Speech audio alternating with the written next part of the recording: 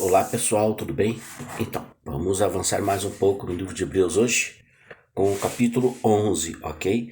Esse é um capítulo todo especial, já que nós falamos da virada que há do capítulo 10, versículo 18, ele sai da antiga aliança e passa para a nova aliança, para mostrar coisas espirituais, coisas que se compreendem pela fé, que se compreendem, são espirituais, que são discernidas pelo Espírito, sendo que é o próprio Espírito quem dá essas coisas pra gente, ok?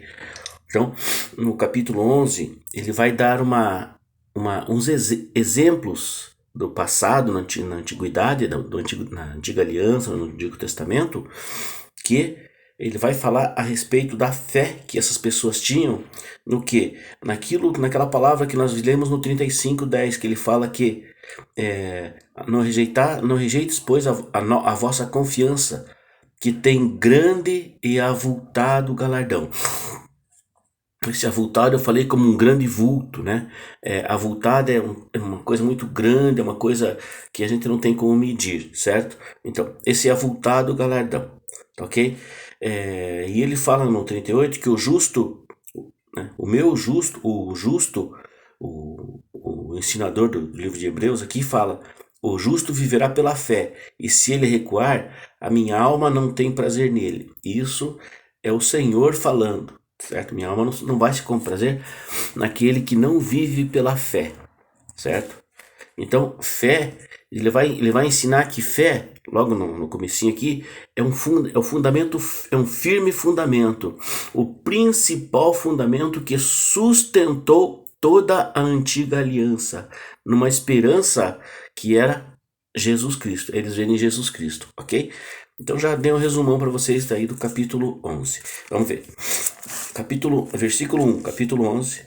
Ora, a fé é o firme fundamento das coisas que se esperam. Olha aí, o firme fundamento. É o fundamento. É a prova das coisas que a gente não se vê, que a gente não vê. Porque por ela os antigos alcançaram testemunho. Olha o que eu estava falando, antiguidade. Pela fé entendemos que os mundos, pela palavra de Deus, foram criados, de maneira que aquilo que se vê não foi feito do que é aparente. Veja só, então é pela fé que a gente enxerga, é pela fé que as coisas foram criadas, ok?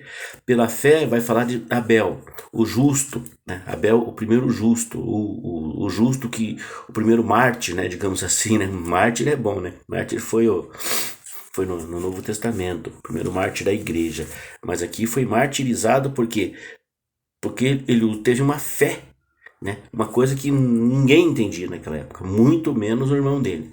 Olha só, pela fé Abel ofereceu a Deus maior sacrifício do que Caim, o seu irmão, pelo que alcançou o testemunho de que era justo, dando Deus testemunho dos seus dons, e por ela, depois de morto, ainda fala.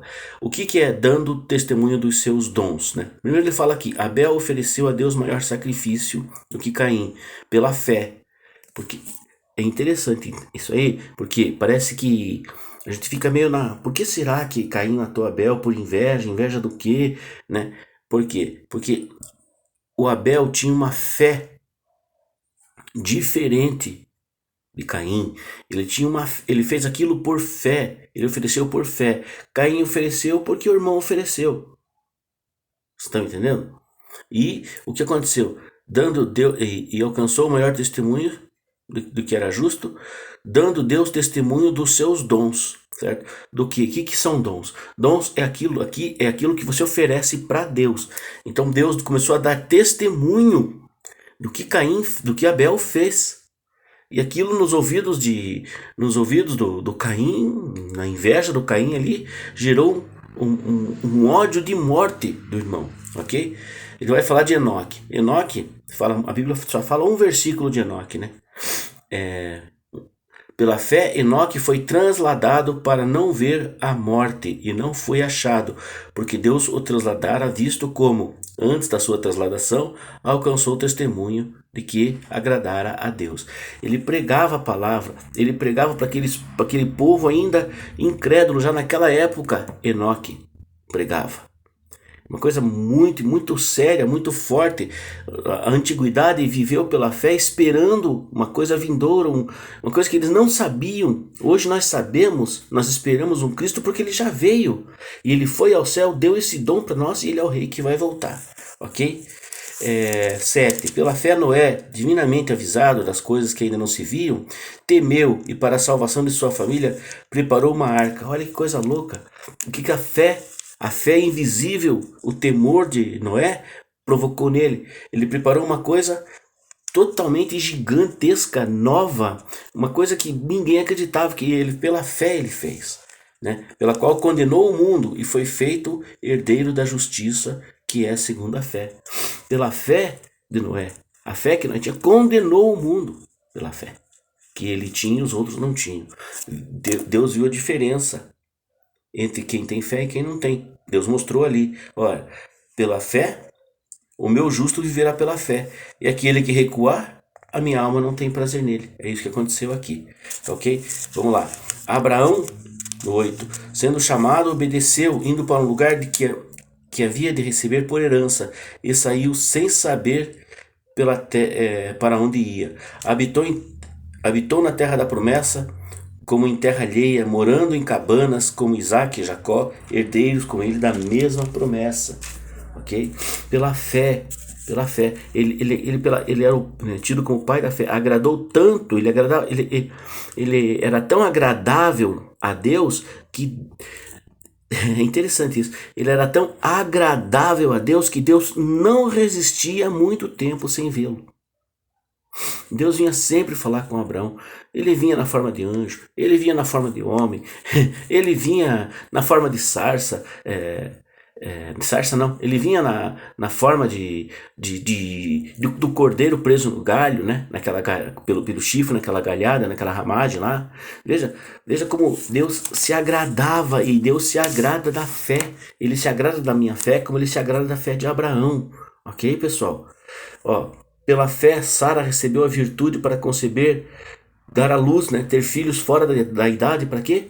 Para cumprir aquela vontade, aquilo que Deus tinha colocado no coração de Abraão, dele ter essa fé, ele nessa fé inabalável Deus gerou essa vontade, essa virtude de Sara ter mais filhos, ok? Vamos andar um pouquinho para frente. Pela fé, ofereceu no 17 a Abraão, ofereceu a Isaac quando foi provado, sim.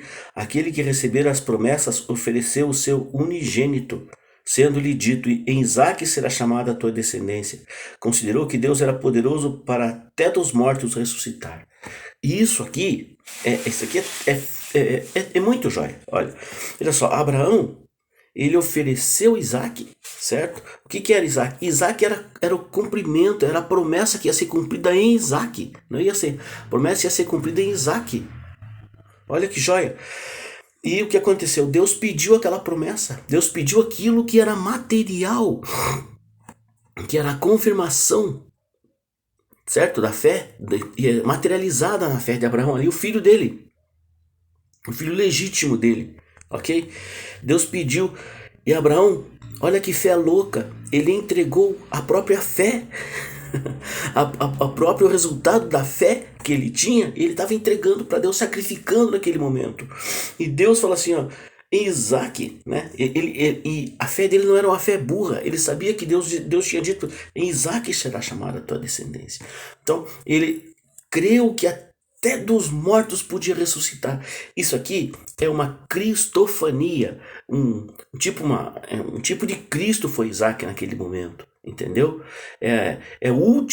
Seria o último sacrifício, né? De alguma coisa, um derramamento de um sangue, seria o último derramamento de sangue que Deus não aceitaria.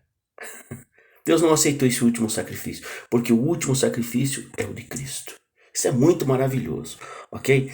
Isso aqui é objeto de muito estudo pra gente, sabe, pessoal? Para falar em alguns minutos é meio, né? É complicado até. A gente pode até, às vezes, não ser bem compreendido. Ó, vamos aqui pro 25. Aqui, 27. Pela fé, deixou o... Não é 27. Aqui, 21. Pela fé, Jacó, próximo da morte, abençoou cada um dos filhos de José e adorou encostado à ponta do seu bordão. Certo? Pela fé, José, próximo da morte, fez menção da saída dos filhos de Israel e deu ordem acerca dos seus ossos. Então ele viu, olha, vocês não esqueçam que quando vocês saírem daqui, levem os meus ossos. Veja o tamanho da fé, o homem velho, o homem cansado, o homem já podia estar meio abilolado lá, meio fora do juízo, cansado, velho.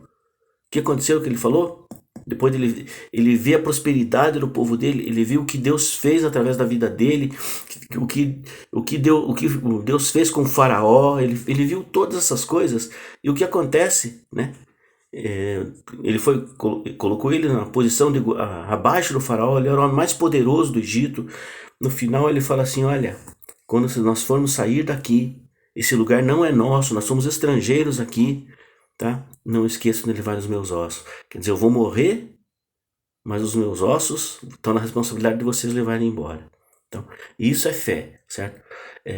No 31, pela fé, Raabe, a meretriz, isso foi lá nas muralhas de Jericó, né?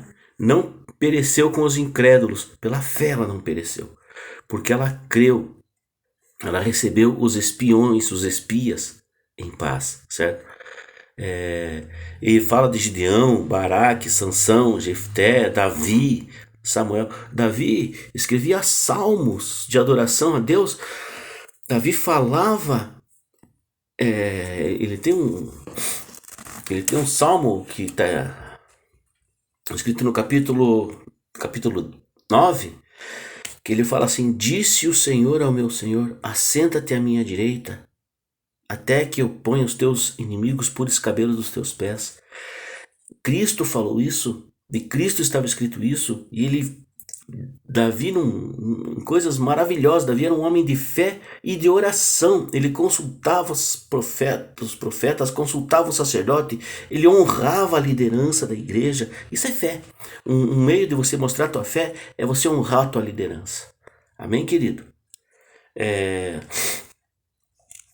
Muitos outros, né, ele vai falar de apedrejamento, de muitos serem torturados, serem presos, como foi Sansão, cegado, né, vazaram os olhos dele, e isso foi o que aconteceu, pessoal. Ele vai falar aqui, então, em Hebreus, de heróis, né, tem até livros, né, que falam os heróis da fé, certo? Esses foram os heróis da fé, beleza? Mas essa fé, ela não é porque eles tinham essa fé.